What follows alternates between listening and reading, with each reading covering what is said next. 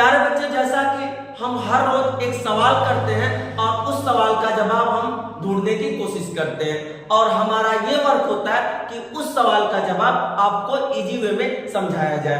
तो आज का हमारा सवाल है कुछ ये, हमारा सवाल है आखिर न्यूटन कैसे दिया था गुरुत्वाकर्षण का नियम।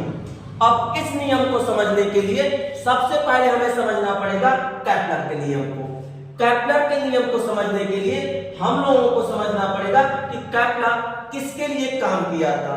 तो केपलर काम किया था सोलर सिस्टम के लिए, और सोलर सिस्टम का मतलब ग्रहों की गति के लिए काम किया था। तो यहाँ पे हम लोग जानते थे कि केपलर ने 3 नियम दिया था। पहला हमारा था कच का नियम, जिसको कचों का भी नियम हम बोल सकते हैं।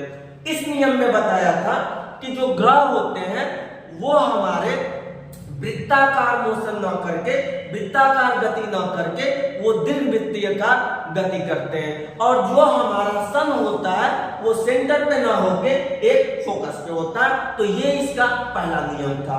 दूसरे नियम में ये बता रहा क्षेत्रफलीय चाल का नियम, ये बता रहा है इस नियम में कि अगर मान जाओ कि कोई ग्रह है और वो बिंदु ए से बिंदु बी पे जा रहा है, तो जो समय अंतराल यहाँ पे ले रहा है उसी समय अंतराल में अगर वो P से Q में जा रहा है तो ये हमेशा इस बात का तय होगा कि इसका जो क्षेत्रफलीय चाल होगा वो क्या होगा, नियत होगा।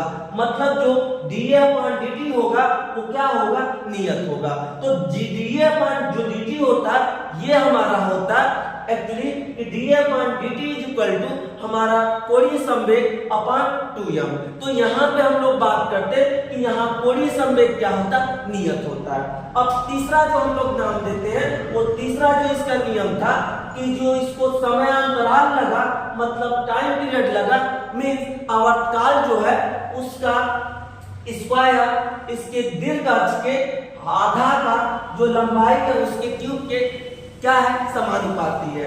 तो आइए अब हम लोग समझते हैं न्यूटन के नियम को। तो न्यूटन चाचा क्या थे कि न्यूटन चाचा फॉलो किए केपलर को। मेन तो काम केपलर कर रहा है, लेकिन चाचा क्या कर रहा है कि यहाँ फायदा उठा ले रहा है किसके, केपलर के नियम का।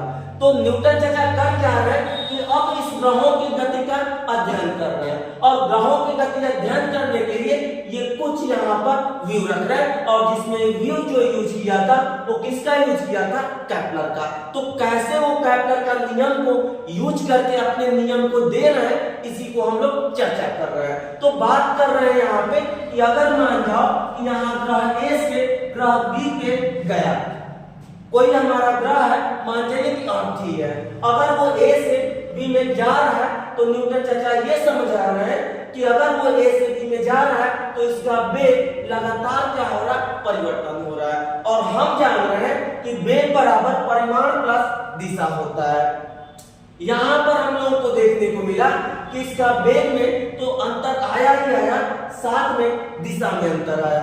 और अगर मान जाओ कि कोई ऑब्जेक्ट लगातार मोशन कर रहा हो और उसकी दिशा लगातार बदल रही हो, तो यहाँ पर हम लोगों को देखने को मिलेगा कि उस ऑब्जेक्ट पे, मतलब उस वस्तु पे हमेशा क्या लगेगा, अभी